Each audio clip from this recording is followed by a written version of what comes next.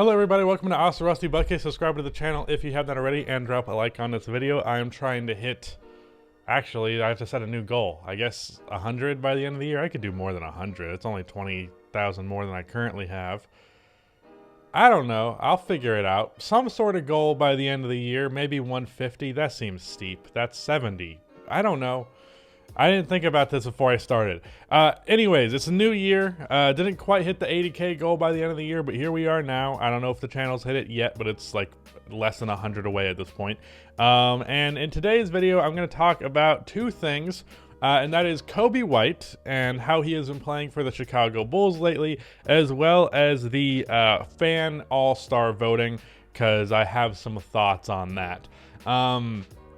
So Coby White is a player that I believe one of the first videos that I ever uploaded to this channel, and I'm actually going to pull up the channel and take a look at this and see, confirm if this is actually true.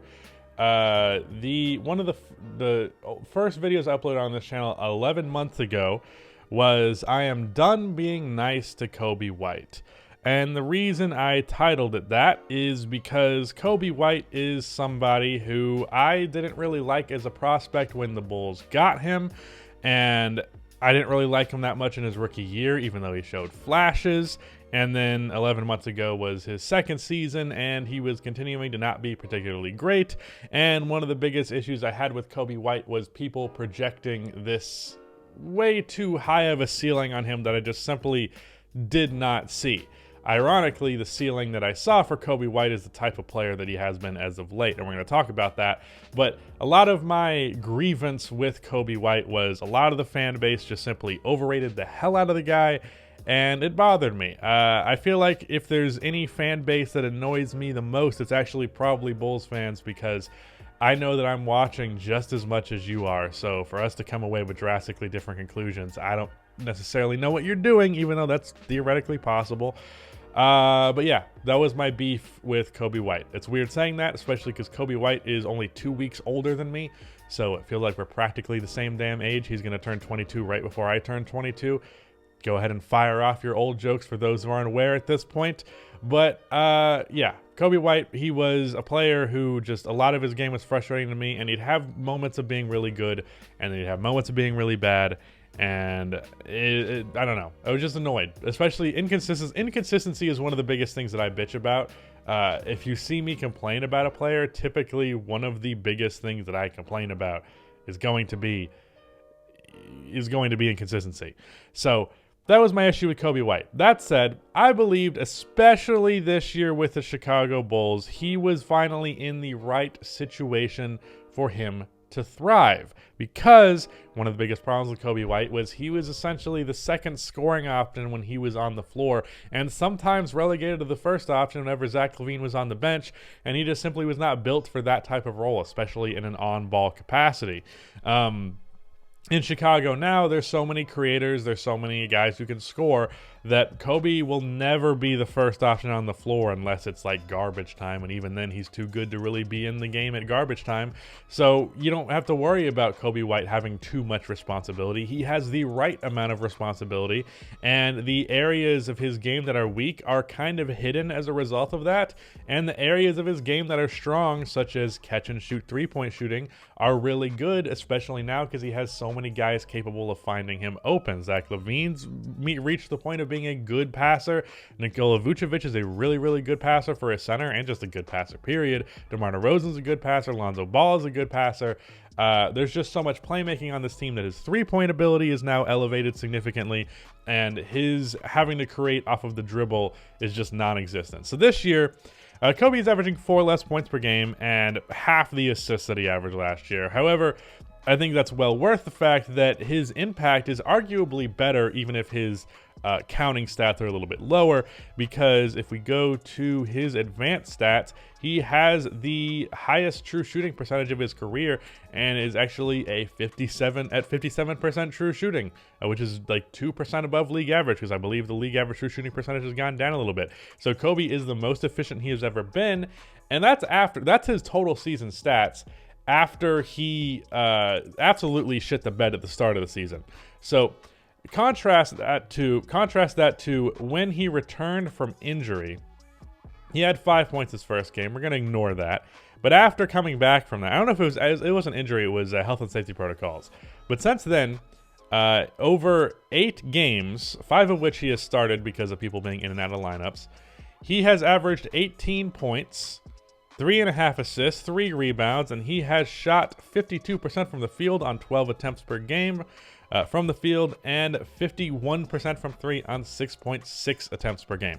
On top of the scoring, 18 points per game, especially being that there are so many guys who are going to score the ball, that's a fucking leap right there. But for him to be doing that on the efficiency that he is doing that, and for that not even to be the total standout, because Coby White's defense has been really good. And that was another gripe of mine with him, was his all-around game was pretty non-existent. I realize he averaged 4.8 assists last year, but Coby White was not a natural playmaker whatsoever. And I don't know what his assist-to-turnover ratio was, but I can't imagine it was good. Let me actually go check that real quick. He averaged 2.3 turnovers, is not the worst in the world, but I can just tell you now, my eye test would not tell you that he was a 5 assists per game guy. Where was I going with this? My mind went blank. Oh, his all-around game, not particularly amazing, especially defensively. Defensively, he's been really, really good. And I think part of that is him just buying into the culture. And all of this really feels like Coby White is built for the exact role that he is in right now. This is the exact situation he needed to thrive. And it's like a mutually beneficial thing. The Bulls are so much better that they can elevate Coby White. And then because Coby White is elevated, he can make the Bulls so much better. And then that just keeps changing hands. And it's really nice to see. Now, there is a world where Coby White ends up being so good where we're like 20 games from now and he's really good. And it's like, hey, maybe we trade that guy and we can keep Patrick Williams in the long term instead of trading Patrick Williams, which is something that's been discussed a lot.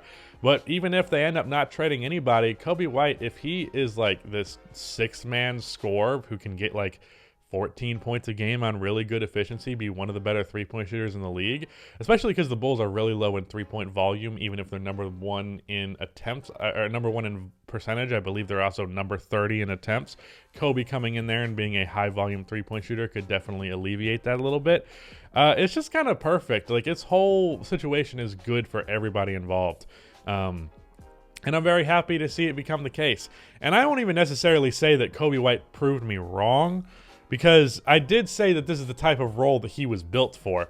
But also, sometimes he would be so bad in some games where I'd be like, he's going to be on the Shanghai Sharks, which was not fair.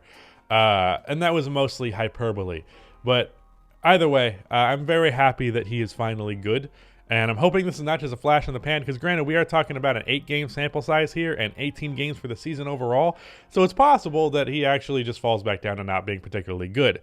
But and he's had stretches like that before.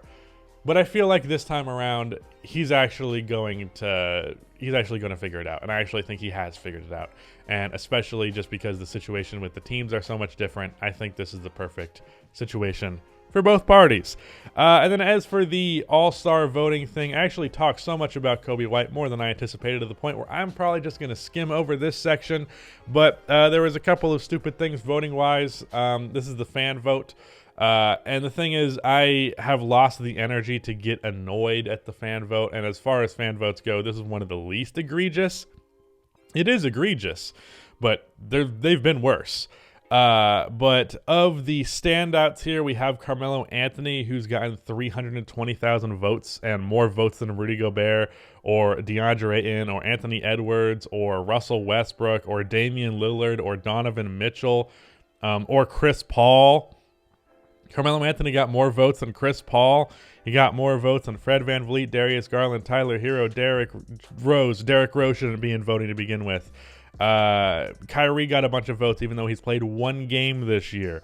And Jared Allen, Bam Adebayo, Miles Bridges, Lamarcus Aldridge, who also shouldn't be in voting. Nikola Vucevic, who also shouldn't be in voting. He got the least amount of votes of everyone who showed up on the graphic. So Carmelo Anthony, dumb that happened. Derrick Rose, very dumb that happened. Stop holding on to the past. Tyler Hero, I can kind of see, but I don't think he's all-star caliber. I definitely think Darius Garland, Fred VanVleet have been better, especially DeJounte Murray, who didn't even show up in the West guard voting, probably because he's a Spur, but he should also be in there. Lamarcus Aldridge. Lamarcus has been good for the Nets. He has not played like an all-star. Let's pump the brakes on that. And then after that, you know, there's not too much here that's that bad. Nikola Vucevic has not played like an all-star this year. He's been a lot better as of late, and I think he's finally turning it around, knock on wood. But no, he's not an all-star. Anything? Oh, Andrew Wiggins. That's another thing that was a huge point of contention. I think Andrew Wiggins is an all-star this year. I genuinely think he is. He is so good defensively, and then offensively, he's shooting like really well from three. He's the most efficient he's ever been as a scorer. The Warriors are obviously insanely good. He's the second, but he's been the third best player, the second best scorer on the best team in the NBA, or maybe the second best team. I don't remember who's currently the first seed in the West. But regardless, Andrew Wiggins, I think, is an all-star. The fact that he got more votes than Draymond Green by a large margin, that's stupid. But overall, I don't have a problem with Andrew Wiggins being voted an all-star. I kind of have a problem with Anthony Davis, but he's still played like an all-star in the games that he's played, but he's played very few. I'm surprised Karl Anthony Towns has gotten as many votes as he did, because he kind of gets shafted in that category. I'm glad that Ja Morant is so high in the voting. Oh, I just noticed Klay Thompson. Klay Thompson hasn't played. Like, the NBA needs to make it to where you can't vote for a player to be an all-star unless they've hit a certain threshold of games played. Like, at the very least, Klay Thompson needs to have played 20 games to vote for him, or something like that. Maybe like 15. Because, like, Jesus Christ, he hasn't played at all. He hasn't played in 3 years. He's going to play tomorrow, which you're going to get a post-game recap for that one way or the other. But regardless, stupid. I didn't even notice that until now. But, yeah, he shouldn't be in all-star voting, let alone fourth amongst guards. And also, for, like, the meme votes, I remember I was talking about this on a Twitter space the other day. You know when they, like, voted Boban and, like, Taco Fall as, like, top 10 in the front court? I think they should also set a parameter that's like you need to average like 20 plus minutes per game in order to be voted for an all-star. Like 20 minutes, 20 games. That way you can hopefully avoid some of the more bullshit votes in this instance. And Kyrie Irving and Klay Thompson would not be getting a large percentage of the votes for this award. But yeah, that is it. That's my thoughts on the award voting. Ultimately, with fans, I don't know how impactful their voting actually is.